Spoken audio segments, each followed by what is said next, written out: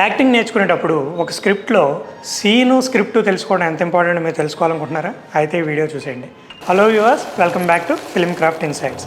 ఈ వీడియోలో మనం స్క్రిప్ట్ తెలుసుకోవడం వల్ల యాక్టర్స్కి ఎంత ఉపయోగపడుతుంది అనేది మనం మాట్లాడుకుందాం. ఫర్ ఎగ్జాంపుల్, మనకి రీసెంట్గా దగ్గరలో వచ్చిన ఒక సినిమా నాని గారు హీరోగా చేసిన నిన్ను కోరి అనే సినిమాని తీసుకుందాం. క్యారెక్టర్ ఇంట్రడ్యూస్ చేసేటప్పుడు మనకి నివేదా థామస్ గారు అక్కడ కూర్చుని డల్గా ఆలోచించడం గురించి మనకి సీన్లో చూపిస్తారు. ఆ తర్వాత అంటే ఆవిడ హస్బెండ్గా చేసిన క్యారెక్టర్ వెళ్ళి ఆవిడ భుజం మీద చేసి ఎందుకు అలా ఉన్నావు అని అడుగుతారు. దానికి కారణం ఏంటో అని నేను చాలాసేపు అనుకున్నా, అంటే తినే విలనై ఉంటాడని. కానీ సినిమా అంతా చూస్తే తన రోల్ అంతా పాజిటివ్ మ్యాగ్నిట్యూడ్లోనే వెళ్తూ ఉంటుంది.